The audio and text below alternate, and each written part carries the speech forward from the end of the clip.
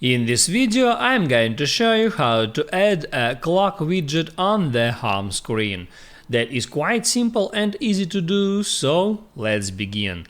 And first you have to tap and hold on some free space at your home screen. It can be that space, just hold down until icon start shaking, and now this sign come up, and you can just hit at the plus sign, and there just scroll down until you find that clock widget.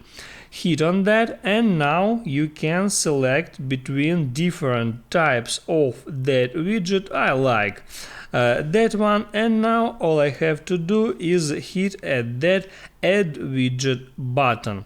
Now I can hold down on that widget and change its position. I can place it in any position that I want, but I like that one. And now when I'm done, I can just hit at done button.